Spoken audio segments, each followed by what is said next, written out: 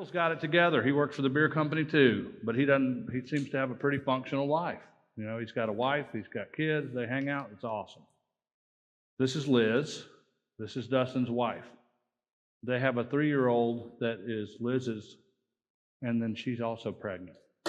And they got a baby that's not too far away. This is Dad. Dad works for the beer company. He's worked for it for 35 years. He's kind of an old redneck fella. He's real black and white in his thinking, and he's very controlling. All right. Yeah. And then this is Lori. This is the mom. No, Liz is over there. But thank you, because I screwed up earlier. Lori is an Italian, wine-drinking mama. And Lori is absolutely terrified of damaging the relationship with Dustin. I mean, when we were going through the preparation process of this intervention, I must have talked to that mom 100 times. She would call me every 2 hours. Well, what about this? What if this happens? Right? And part of our process is the reason we spend an entire day with the family prepping for the intervention is to answer all those questions. I shouldn't even be telling this, but I just had an 82-year-old dad call me while we were on the break, and he's got a 41-year-old son living in his house in Atlanta, and he started asking me just one question after the other. What about this? What about this? And I finally had to cut him off and say, you know, Mr. Joby, like, you're always going to have a million questions. And there's no way for me to tell you all these answers on the front end because I don't have enough information about your son or the family dynamics or any of the things that we need to garner in order to make this thing successful. So I don't know why I went off on that. But Dustin has been found drinking in the company vehicle. Everybody knows it. He has not showed up at home multiple nights. He's gotten a DUI, which apparently has been taken care of by Uncle because Uncle's got lots of money. And so at this point in time, Dustin has not faced any real consequences at all to his behaviors, except the family knows that there's a baby on the way. And they really want to fix this before that baby comes. Liz, the wife, wants him to get help and knows he needs help, but she's kind of like, this is a little aggressive. You know, like she drank with him before she got pregnant, so it's hard for her to fathom looking at him and saying, you got a problem drinking, right? And so all that to say, there's been all the prep work done. We've spent the entire day. We've given them a letter writing guide. We've given them sample letters from other families. They've written a letter that they have here. Their job in this intervention is to read their letter. That's it. We're supposed to take the ball from there, right? So, Dad's going to go get Dustin, and Dustin's going to come in, and I'm going to do just like I would normally do if this was a real live situation. And we're going to do the best, and Matt is going to help as well because Matt can interject when their motivational interviewing would have been effective, where I might not say it, and I'm going to intentionally try to say it the wrong way a couple times, if I can make myself do it.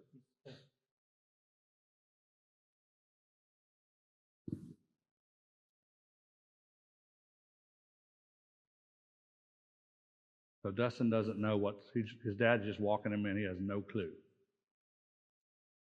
Hey, Dustin. My name's Brad.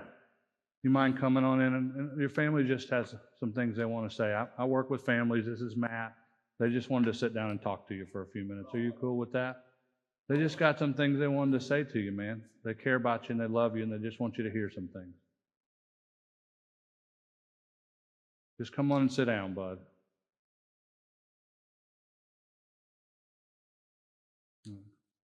They love you, man. They just want you to hear some things, okay?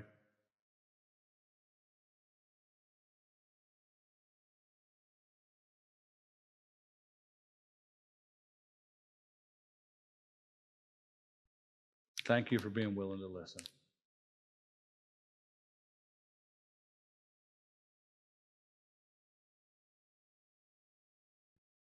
Dustin,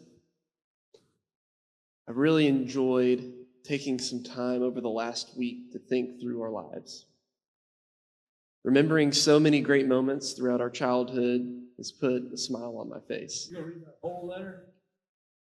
Whether if it was our competitive ping pong matches in the garage, frisbee golf around the neighborhood, or listening to you rap along with Nellie, I have some great memories growing up with you. To top them all off, though, I don't think I'll ever forget icing Christmas cookies at the house on Gloria Drive. Only you would put titties on an angel. I still hear you telling everyone in that country accent you had, and it makes me laugh every time. There's also the drive to California. We saw the bright lights of Vegas, the beach in Santa Cruz, and the big sequoia trees around San Francisco. We also saw a great gas station parking lot where you threw up after getting car sick driving over the mountains. It was a fun trip. I will also never forget you climbing all over a tree at the reservoir, hanging lights up to help set up for my proposal. We took a picture when we were done. It was one that I will never forget. It sums you up so perfectly. You had your shirt off with a ladder over your shoulder. You had that serious look about you with the shit-eating grin that we all know and love. It meant a lot to me that you came out and helped that day. You really care about people, and even though you try to be tough and guarded, it is one of your best qualities. You showed this with Heather after we were married. She had a tough time adapting to our family and figuring out where she fit in. From the beginning, you made her feel welcome. She talks about it from time to time and has a great story about you being a good friend one day at Capital City. She will always be grateful for how you treated her and made her laugh, and will never forget that as well. It is that compassion and vulnerability that I think about when I remember you on your wedding day. We were all in your hotel room helping you get ready. You were nervous and excited, and we just talked about times like these. The numerous memories we've all been able to experience together. I think it's this where my guilt as a brother comes into play. We could have made so many more memories like these and still can, but I wish I would have made more of an effort to stay closer to you when I moved away. As your older brother, I never worked to try and really build that bond with you. I think I missed out on a lot of great times because of that. In truth, I was always a little jealous of you. You were such an effortlessly cool and funny guy. You've always had great friends, and you can still tell that they love you. I always thought about you like Dad in this regard. I had friends, but not like you had some with your crew, and Dad has some with his whole old high school friends and college friends. In soccer, that was another one of those things where I just wanted to be more like you. You were so talented and truly loved playing the game. We traveled around the Southeast in Grandma's old conversion van, not because I was a sub on the travel soccer team, but because we wanted to watch you do a spin move and blow by a defender and help your team go to regionals. I've always regretted not letting you know how I see you. Funny, caring, compassionate brother. All I have ever wanted for you is to see yourself as I see you and have the confidence to live your life that way. It is hard for anyone to truly express their feelings and become vulnerable, but you can begin a journey where you learn that you can handle anything, and I mean anything, and that you have the love and support of so many great people around you. Most of all, I want the opportunity to prove to you that I can be the great big brother and friend I should have been early on. Let's change and grow from this together so we can make more great memories. I love you, man.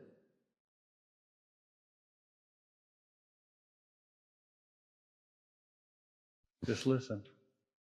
Dustin, I love you so much. As I look back over the last 10 years, so many memories flood in. I remember when we met, I was a scared single mama, but you somehow gave me hope and love that burned right through my fears. It was only a few months before our sweet brown-eyed girl called you Daddy. I knew then you were our future. You are such an amazing daddy, and I can't wait to see you with our little boy. I see another soccer star coming.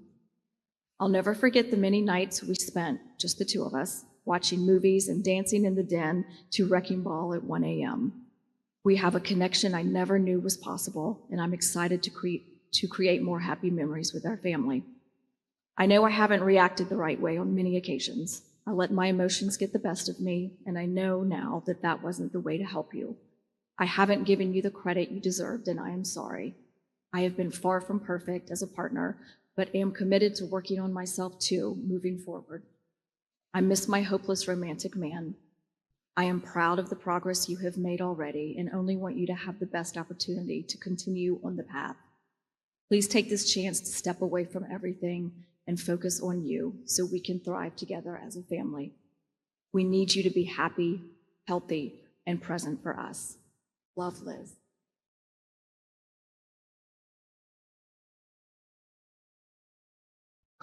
Dustin, first of all, I want you to know I love you very much.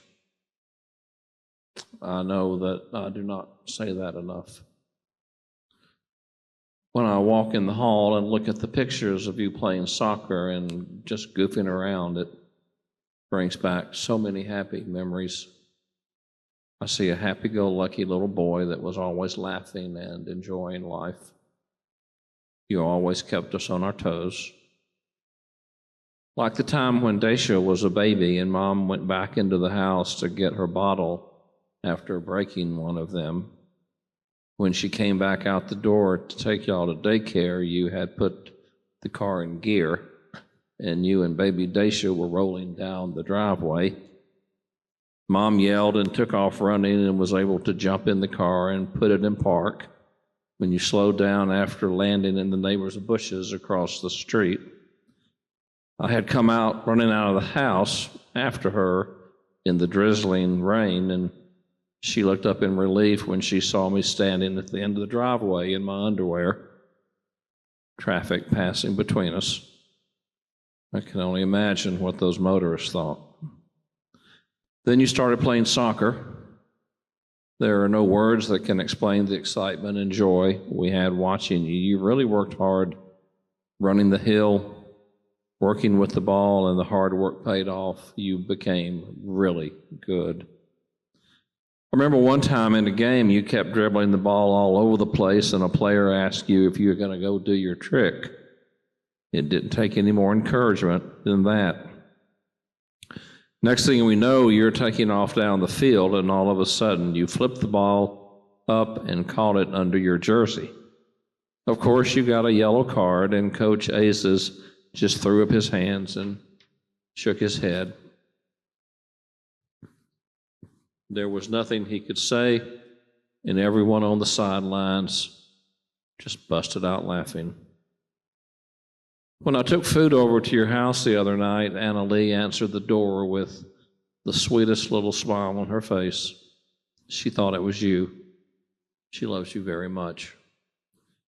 Your relationship with her makes me think back to my own relationship with my father. When I was about the twins' age, my dad, your grandfather, passed away at 49 because of his lifestyle. When I realized I could see similarities in your lifestyle, it ran chills down my back. I grew up throughout my teenage years not having a father to teach me and give me advice. I know I made mistakes where you're concerned, and I apologize for not doing the right thing to help you. Looking back, I think that maybe not having a father to teach me kept me from knowing what to do and how to be there for you. You have a beautiful daughter, and a son will be here soon, and they both need your help, guidance, and advice more than you know. I know we've had our differences over the years, and most of the time you did not take my advice on things. But I hope now you have come to see that it was only for your best interest.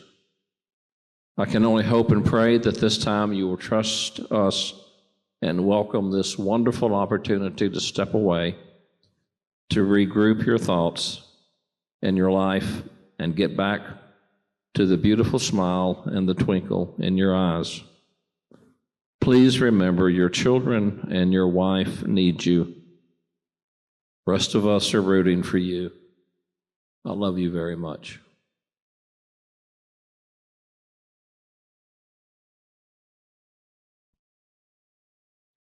Dear Dustin, I remember when you were born. Being our second baby, you were the beneficiary of some of our trial and error parenting skills that we tested out on Michael. We were much more relaxed and confident as parents, and I think that resulted in you being a much more laid back and happy baby. You were the cutest kid ever. Beautiful curls and a smile and a personality that caught people's eye wherever we went. You had a joy for life like no other child I have ever seen. In confidence, I remember one time I was talking about a fundraiser of some ugly Christmas ornaments that we were selling for the daycare. I said, I think the only one I may be able to sell is the house. You heard me and you marched up, put your hands on your hips and said, nuh-uh, you're not selling this big old house because I'm living in it. As a 3-year-old, you felt your opinion was as important or more important as anyone else's. And once when your Pee Wee baseball team had gone undefeated all year and finally got your first loss, I remember I was handing out refreshments and one of the moms said, bless their hearts, they're all out on the field crying. And I said, I bet I know one that's not. And sure enough, about that time, you ran out of the crowd and said, where's the snacks? You just didn't let things get to you. You also were always a good friend to so many. When Drew Chapman broke his arm on the playground, you literally laid in your bed staring at the ceiling after supper, just worrying about him. I finally had to load you in the car and take you over to their house for you to see with your own eyes that he was okay. It really touched me how much you cared and how you felt so deep. And when Mama Doc was sick, she was at our house one day in the kitchen looking for a pot to make some tea. You came in the door and asked her, what was she doing? When you found out, I remember you were falling all over yourself being so kind and helpful to her. I looked at you and just burst with pride at how sweet and solicitous you were being to your sick grandma. And then, gosh, the soccer years. How much fun we had centering our whole life around the soccer season. I'll never forget when you made the high school team. Just 2 freshmen selected, and you were one of them. And then you turned out to be such a superstar. Sorry, Michael, but I had always gone early for the B team games because sometimes Michael played in them. But when you came along after that first year, I remember being one of the parents that came late because you didn't play until the second game, the varsity game. Another one of your best traits has always been your awesome sense of humor. I think we all remember in Gatlinburg at that restaurant you asking for Lee's parents. And then when I sneaked off and told them it was your birthday, even though it wasn't, you didn't skip a beat when they started singing to you. And when they asked how old you were, you told them you were about 3 years older than you really were. You had us all in stitches. You always were our, quote, wild thing. I think I love you. But that was a different trip. And it didn't come as a surprise to any of us when you turned out to be a great dad to Anna Lee. I think your track record as an uncle let us all know you had a love for children that could not be denied. I truly cannot wait to see you be able to get in on the ground floor and father your son from day one. You know, along the way, there were times you compared yourself to your siblings and indicated that you felt like we favored them over you sometimes. Though in my heart, I knew that was not the case. I wish I had listened more and figured out a way for you to know the truth. What joy you brought to our lives. You had talents and skills and a personality that made you shine in your own right. You didn't need to compete with anyone for the spotlight. And when things started to happen, high school and college years, I wish I had been strong enough to acknowledge that I was unequipped to handle with what was going on. I would give anything to go back and get my head out of the sand and take affirmative action to help you alter your course so as to avoid some of the things that have occurred since then. We've done the research and now know there are underlying things that lead to all of this, and working on that is how to heal and to get back on track. I know a lot of things need to be handled differently where our whole family is concerned. This is not only about you, but I feel strongly that God's grace has been all over what has happened in the last couple of weeks that has brought us to this point where we are today. We have an incredible opportunity to get help in figuring out a way to move forward in a better way. Not just you, but all of us who love you. We can all work together to find a way to be happy and safe. We just need to take a break, hit reset, and accept the help we need. I love you, sweet D-Man.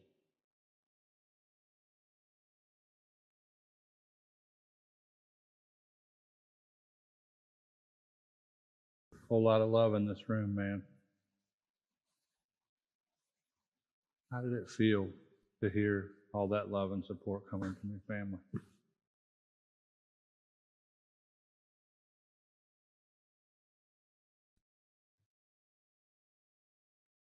It feels like everybody's just saying I'm the problem. It's not fair. I understand. I want you to know that I don't believe that your family came here to make you feel that way. For you dragging me out of bed, me in here, and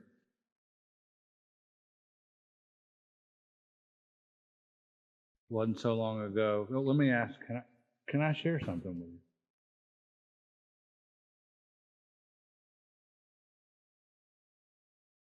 Not so many years ago, I was sitting in your chair. I was angry. I didn't understand. But for whatever reason, after they poured their hearts out, two questions came to my mind. The first one was, truly happy with the way things are in this moment? And if I answered that question honestly at that moment in time, the answer was absolutely not. I had gotten off track somehow, some way. The next question, I mean, I'm unhappy, but I'm not.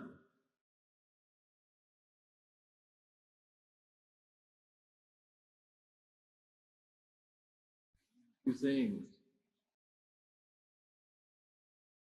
What are we talking about? I understand. I'm getting you there. The second question I asked myself was, did I trust the people in that room? And even though I was angry, and I had some feelings towards my dad, I had some feelings towards my brother, the truth was, deep down, all the way down, I trusted them because I knew they cared about me. And Dustin, right. And that's what they're asking. Yeah, I know. And let me tell you, but I wish that there was a different way that we could have done this. There's a different way. There's never a perfect way to approach somebody when you're worried about them. It's just hard to do. But if you trust the people in this room, and you said you're not happy, that's all they're asking you to do is trust them and take a break.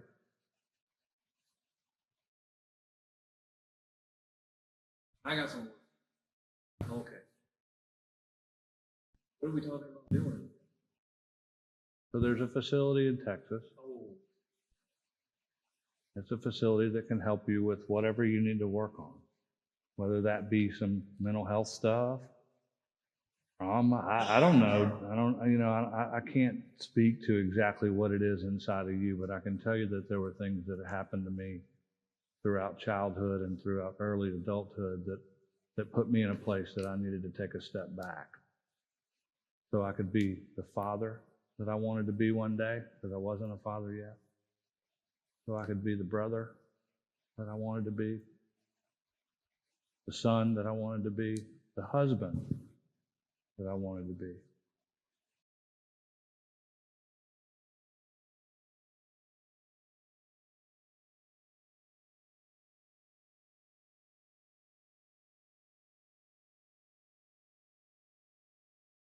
Earn your reputation.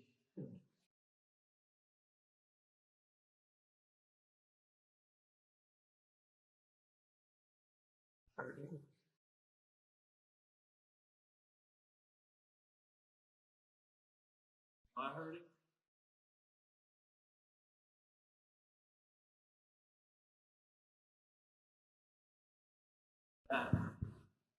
That is not.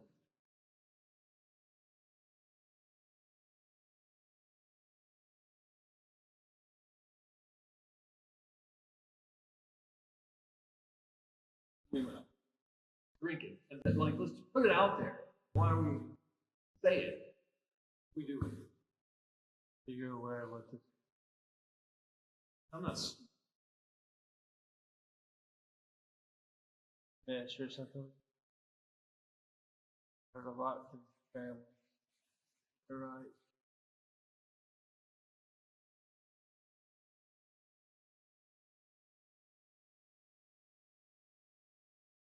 Good words like fire, fun, funny, bold.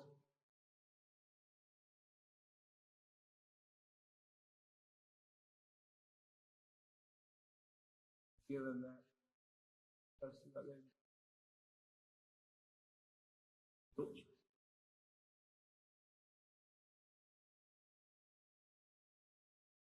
I know you.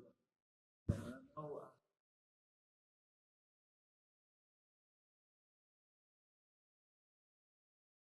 Why are we doing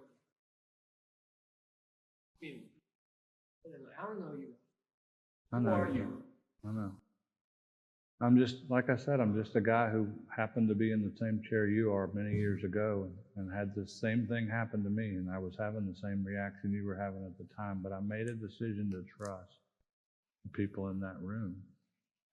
And that decision changed my life in ways there's no way I could describe to you in this. If you're unhappy and you trust them, what could be the result of you taking a break?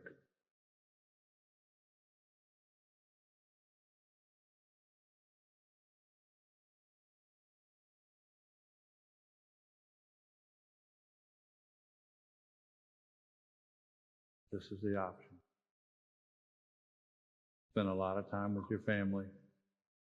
We've spent a great deal of effort to find a place that they believe will be perfect for you. And let me just get real with you for a second, Dustin. Got a kid on the way, brother.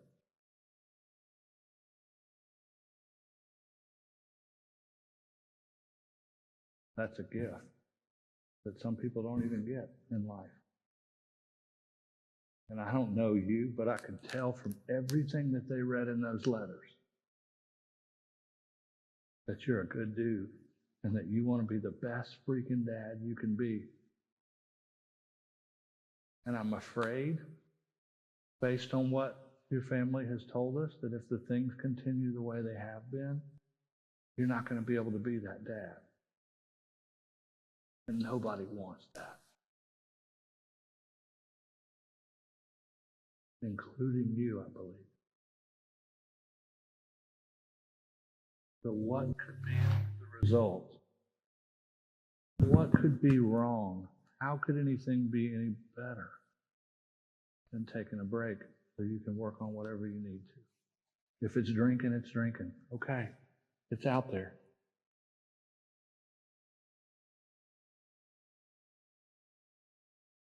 Yeah.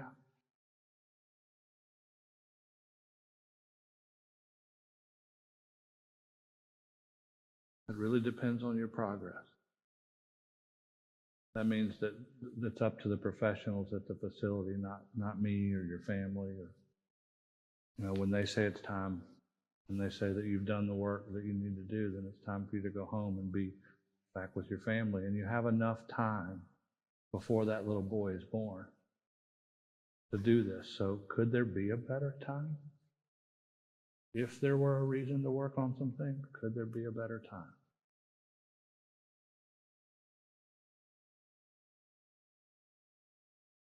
There's no reason you shouldn't be able to be home before the baby's.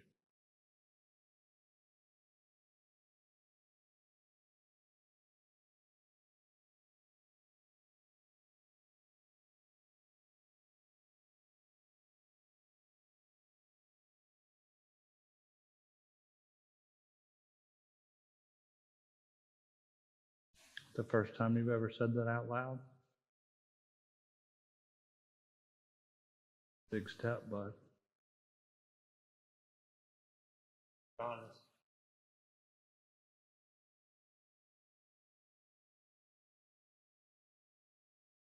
Would you believe me if I told you that nobody on the planet wants to do this?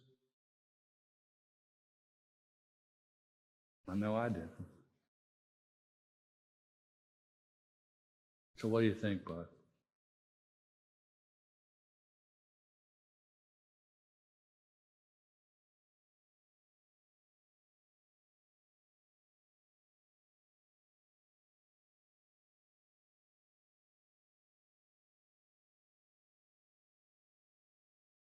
I think that's a yes. And so everybody would go up and give Dustin a big hug.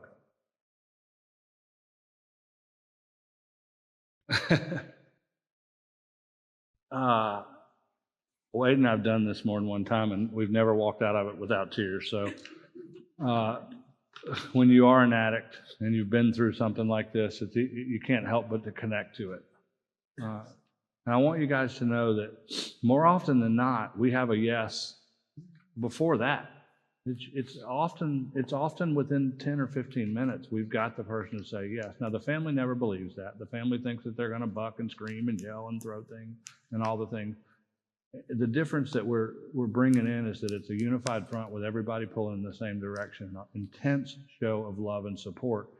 And they realized, if you notice, he tried to bait Dad, he tried to bait his wife, and they didn't respond. And so he figured out, even if he didn't know it in the moment, he wasn't running that room, right? And then he figured out he had somebody who had been through what he was going through, and then I think he might have figured out that he wasn't going to BS that guy. And so that conversation, oftentimes, the person is really tired, and they don't want to be doing what they're doing anymore. They know that their lifestyle is not what's good for them, but they're never going to do it on their own. And they're never going to do it when Dad sits down with them on the couch on a Sunday and goes, "Son, you need to fix yourself." Doesn't work that way. Those instinctive manipulations that we described earlier are so strong, and we're so good at it. The reason I use the word instinctive is because we don't even think. They just happen. So, we always tell the family, if we get a hint of a yes at any point throughout the reading of the letters or any part of the discussion, we are all going to jump on it and give him a big hug, because if that happens and he says yes, or even sounds like he might have said yes, once that affirmation comes in and the hugs come from the family, the odds of him changing his mind go way down, right? But there's always the people that are going to call the bluff. They're gonna. You get into a conversation, you get into that debate that we were in, and we go round and round and round, and we're not getting anywhere.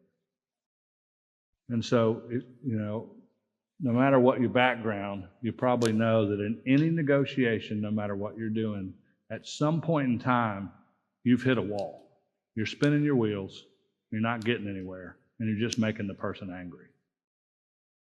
And so when we get to that point, typically the interventionist makes the call. Sometimes the family wants to choose to give one of us a signal when they feel we're at that point. But either way it happens, the way I do it, typically is I'm waiting for a moment of his reluctance to kind of amp up a little bit to where he's getting, I'm not doing this. And I go, whoa, okay. Dustin, listen, man. Nobody came here to force you to do anything. This was out of love, and your family really hoped that you would see and feel their love. But what I'm hearing you tell me is that no matter, you just told me you have a drinking problem. You said it was the first time you've ever said it in your whole life. You said you aren't happy. You said you wanted a family. You said all those things. But what I'm hearing you say is that no matter all those things, you're not willing to take a break so you can get back on track and be the man that you know you are and that they know you. And Dustin says, nope, not doing it. Yeah, that's when the manipulations, I'll go to AA, I'll go to a therapist, I'll do all the things that that are not, remember what we will do, we will manipulate anyone or anything to do less than clinically or professionally recommended. That's when all that stuff's happening. And so we make that statement. I hear you saying that you're not willing to do that. And they say, yes, you're right. And I say, okay. We can't force you. But if that's your decision, your family's had to make some decisions as well. And I just need you to hear those before we're done today. And then this letter comes out, and they would go in the same order that we did before. So, Sorry you made the decision not to take a step back. It's the things you want in your life. Since you have made that choice, I'll have to make some difficult choices as well. I'll be telling the girls that their uncle is not welcome around our family until he gets better. I'll be forced to love you from a distance. Please call me when you are ready to accept the help that we are offering you.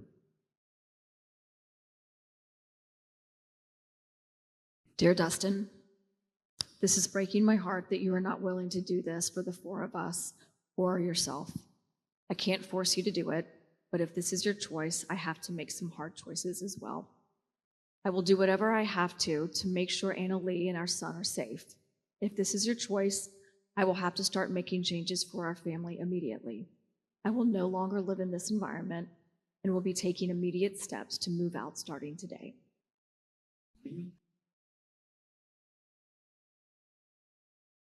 Dustin, once again, you have decided not to accept the advice that is offered for your own good. From this point forward, we cannot help you financially. If you get in a bind or if you get into trouble, I will no longer cover for you where we both work.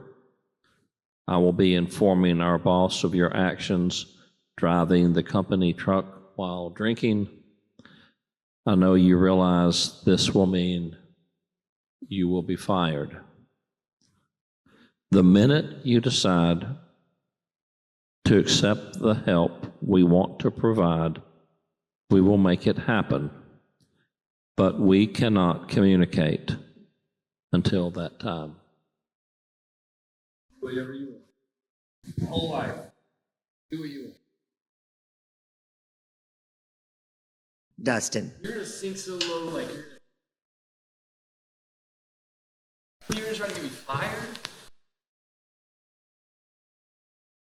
So you're gonna leave me.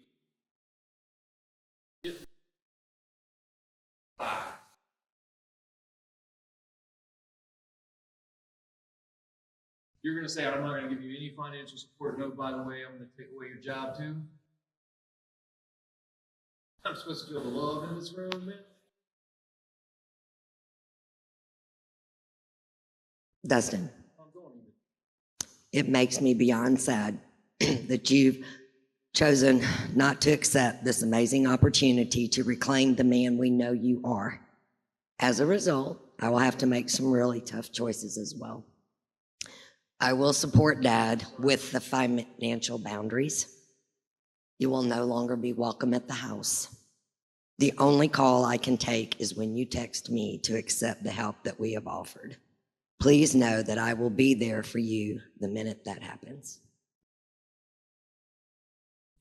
What about when I call you and tell you how good I'm doing? Take that call?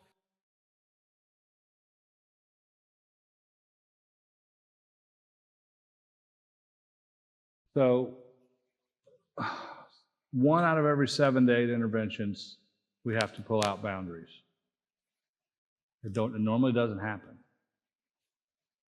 But we have to be prepared as families to do something different if the person's not willing to get help. So how many people in here heard those boundaries and thought to themselves, wow, that is harsh. There is no way I could do that.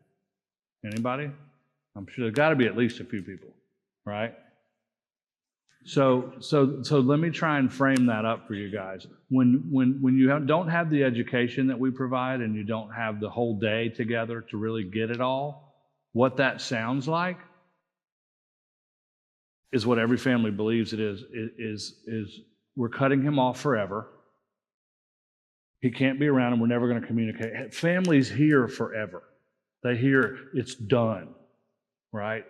So the reality is, the only way in this situation, if we get to that point, the only way we can make Dustin feel and experience the consequence of his decision not to go to treatment is to set the boundaries and force him to feel that decision. Typically, they're in treatment if the family holds the boundaries. Now, if they do not hold the boundaries, this was a whole big waste of time and effort. Right? But if they do, they're in treatment within 2 to 3 weeks, 85% of the time. Typically, and Wade can attest to this, it's more like 2 or 3 days. Yeah. One guy, he did, I'm out of here, and 90 minutes later, he's like, walked back in the door.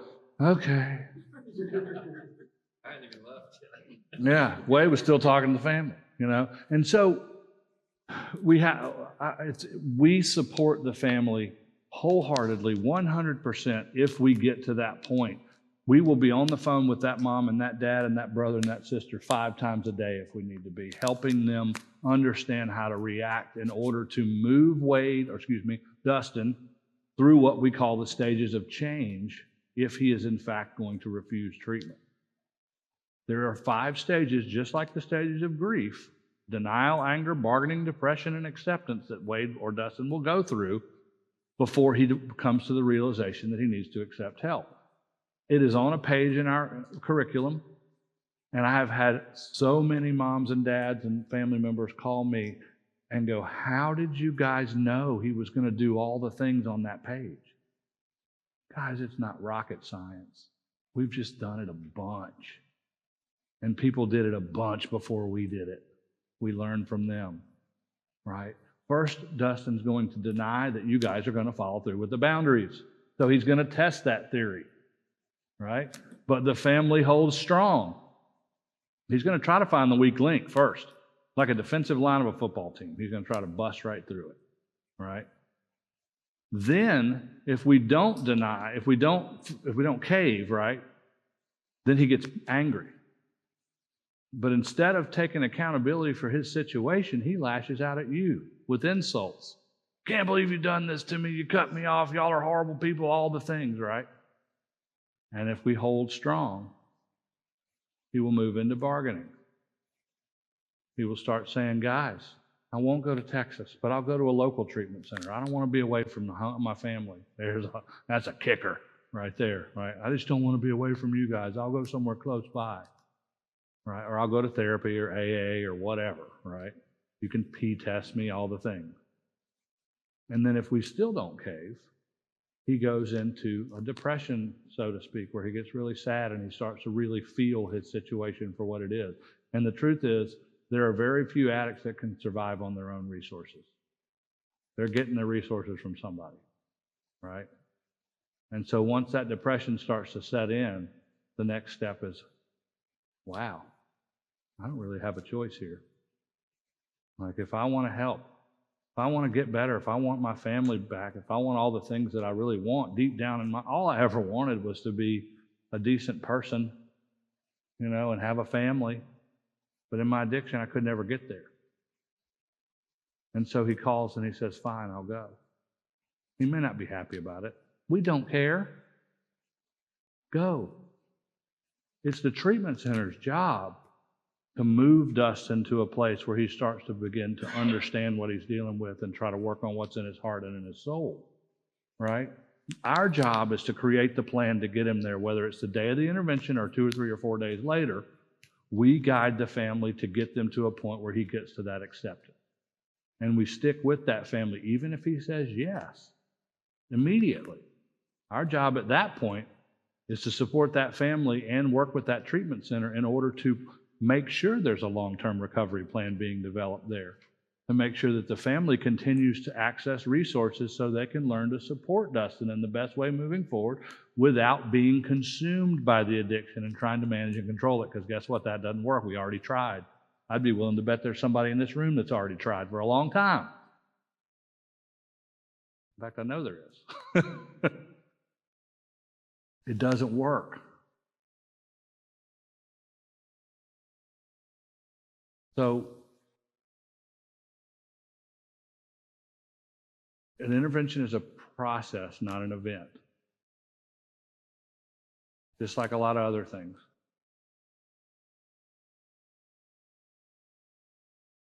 The mantra is always the same.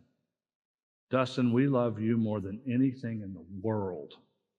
And we are here to support you getting better 1,000,000%. But we can no longer support the path you're on. It's always the same. Questions? Comments?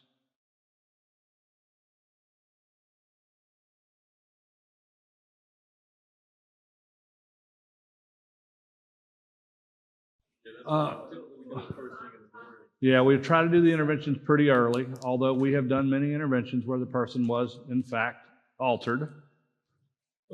Typically, it's not, it's not bad enough to where they can't hear what we're saying.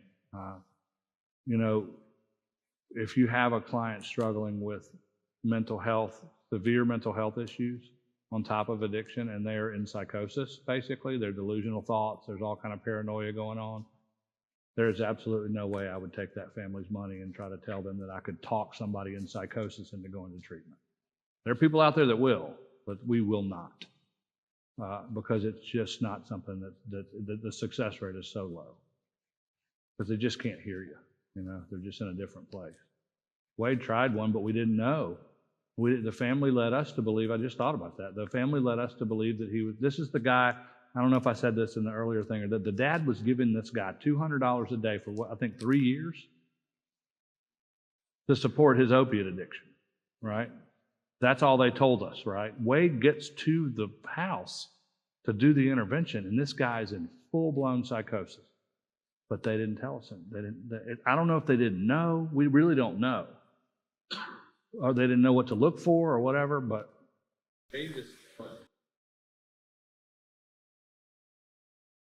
right. I laid eyes on him. And here I'll play that one out for you because it was a really difficult case. We made some suggestions to support the family after this young man said no, and they did ask him to leave. We said he'll be back. And when he comes back, he's probably going to try to break in. And when he breaks in, you need to call the police. They didn't call the police. They wouldn't do it. And he took off down the road and left again. He got arrested for evading the police and ended up in jail with 2 felony charges because mom and dad were too scared to call the police. And I get it. I'm not saying that I don't know what I would do in that situation. I will not sit here and tell you that I will. My kids are young. But I do know that that was not the only suggestion that we made that they decided not to follow.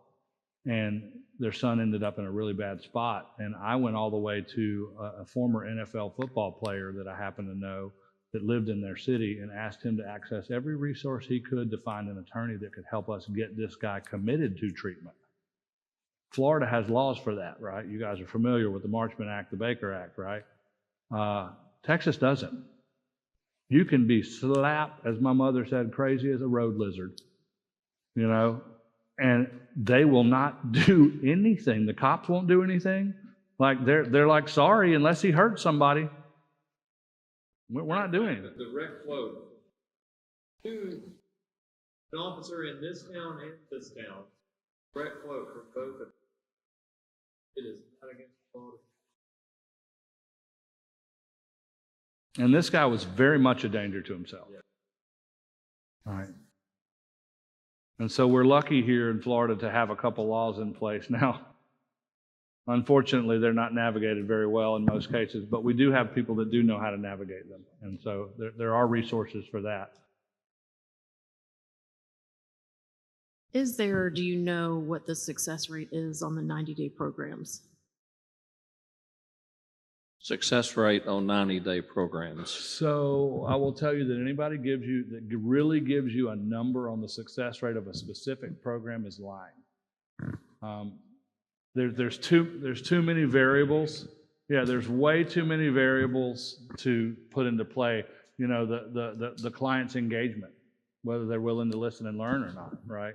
I will tell you that the statistic is out there that if 30 days to 90 days, if the treatment center, if they stay 90 days, their chances of long-term recovery and what they considered in this research to be long-term recovery was 1 year or more, which is kind of not really, but it's a good start.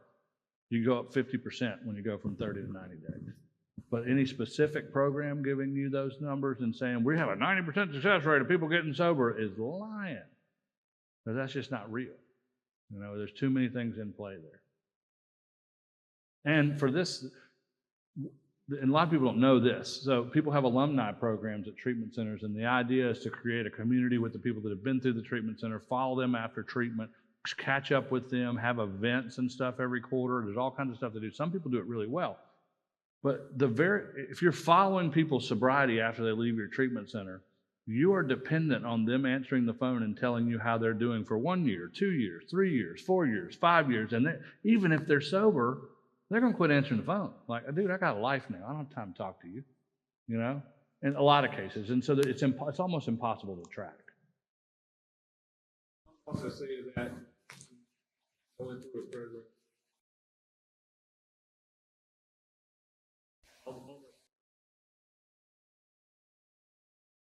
What point Right. did they become Yeah, and I did this. I had a relapse with almost 12 years. If I went to that program, left there, straight back. First time I got high on the way home. Hey, I left.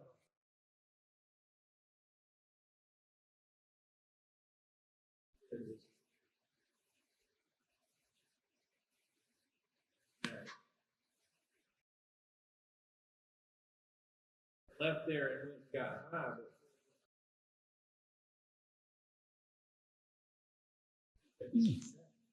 That's why I went back. Did go.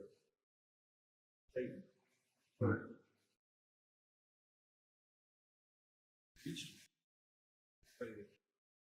Yeah. I think in our book it still says, I don't know if one version in the beginning said something along the lines of any previous attempts at sobriety should never be badmouthed because they are a succession of the success that ends up at some point. Seeds have been planted, I went to treatment 4 times, you know. I had absolutely no intention of staying sober the first 3 times. I was trying to get people off my back, leave me alone. As soon as I left, I went back to what I was doing. But I had also never had my family let me suffer one consequence to any of my behavior. My dad bailed me out of everything. And I mean, there were some situations that I should have been in big trouble, you know. And looking back, it's like, was that the right thing to do or not? I can't tell you till I'm in that situation, if I'm truly honest, right? Because you want to save your kids, right? I mean, I know if I think about my little boy right now, the 21-month-old, and think about him being in trouble, oh, I'd bail him out, you know, real quick. But the concept is still the same. If we as a family can get to a place where we're willing to walk through the fear of damaging the relationship with the person we love, possibly for a period. I've never met one person that got sober and stayed mad at the people who helped him get to that point. Never one, right? It just doesn't happen. We can show all the anger in the world on the front end. Wade showed you a lot of that, and he mellowed it out. I mean, we've had some people get more angry than that, you know. But the truth is, if Wade goes to treatment within 30 to 60 days, he's going to have a lot of insight into his situation, and he's going to begin to see that mom and dad were really just trying to help, and that's all they were trying to do.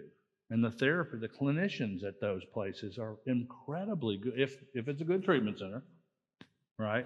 They're incredibly good at helping us understand all that. We come in all this anger at mom and dad, did all this stuff to us, and 30 to 60 days in, we're going, well, I mean, I kind of played a part in all this. You know, if I hadn't drove the company vehicle drunk, Dad wouldn't be telling me that he's got to tell his brother that I'm driving the company vehicle drunk. You know? Questions?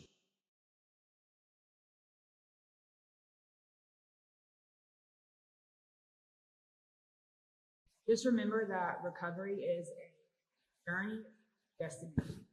So not looking for addicts to get in the spot and it's over. It's definitely a journey. Keep that in mind. Fluctuate.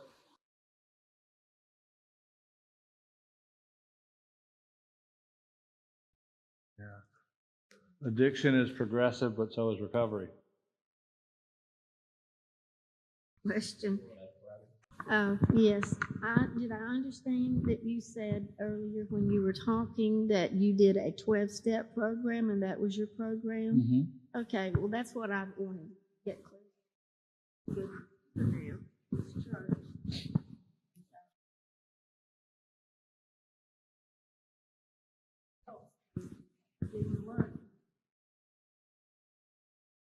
You have a great program here. I believe Brad was referring to a 12-step inpatient program. Yeah. Okay.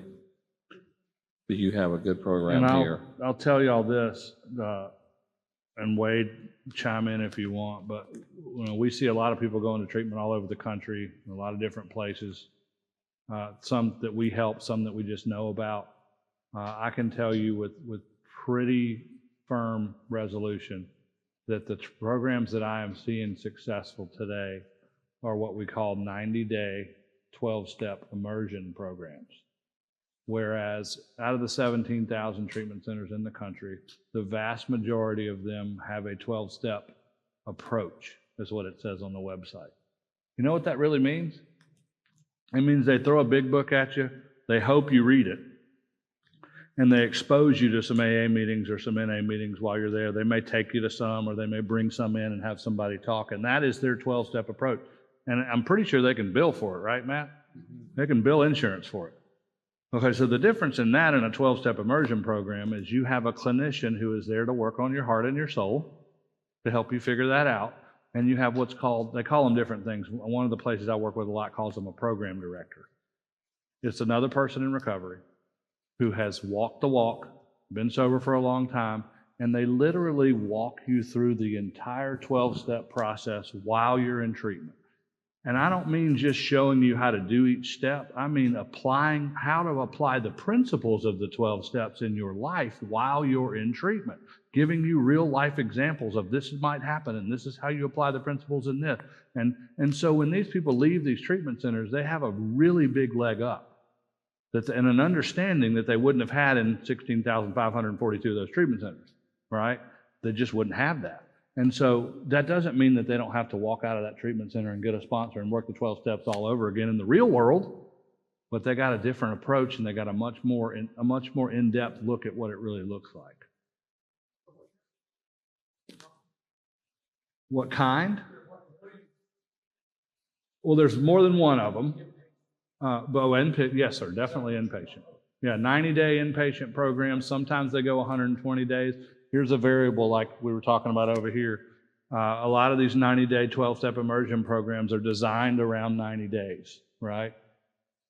Let's say Dustin goes in and he's mad at mom and dad, and he fights the entire process and really doesn't listen. He goes to group, but that's about all he's going to do. And he'll go in his therapy session, but that's about all he's going to do. And he's really not engaged at all for the first 30 to 45 days. And then something shifts at day 30 to 45, and he starts to listen and learn. Well, then a good clinical team at that point is going to go to the family, listen, here's where Dustin is. He didn't move to a place where he was really engaging for a while, and it's probably smart if we keep him another month, right? Which, nobody wants to hear that from a financial standpoint, I can tell you that much. But would you rather the clinical team let him go and say, you know what, he's ready to go, we're good? Or would you rather him be honest with you and say, he didn't get where we needed him to get in our 90-day period, and we're 60 days in or 70 days in, and we really feel like he needs another one? So it's two-sided, right? It's like, I would rather somebody be honest with me and tell me that my loved one is not where they need to be. And if you're dealing with a true treatment center that is not a corporately run machine, then you're dealing with people that are there and they're in it for the right reasons. They're not in it for the money, they're in it to help people, right? And then most of those facilities are private. They're not, the one big, huge ones that have 50 facilities across the country. It's just a broken system. And it's unfortunate. It really is, that what we have to work with in trying to help people find the right place. And there's a lot of families that don't have the resources to provide a 90-day treatment stay. That's just the world we live in. That's not any, I tell people all the time, my mom's been sober 12 years. If mom relapses tomorrow, I don't have 50 grand to send her to treatment, right? So what does that mean? That means we do the best we can. We find the best shorter-term program we can possibly find based on the assessment that we do to find out what mom really needs to get better. And as soon as she hits that door, we're working on the aftercare plan. We're working on the long-term recovery plan. We're going to have an accountability plan for mom when she walks out the door, because we're not going to let her walk out into this, well, we'll see what happens. So it can be work no matter what. Like and a lot of families we work with, they have an insurance policy with a $2,500 deductible, and that's all the resources we can put towards it. It's just the truth. And so what we tell them then is that's okay. It doesn't mean we can't be successful. It just means we have to be hyper vigilant about making sure there's a long-term plan in place. Thank you. Absolutely. I want what these three guys have. That's what I want. I am so grateful to Matt and Brad and Wade for being here today and being with you. Appreciate your openness, transparency. Thank you. Grateful for you guys.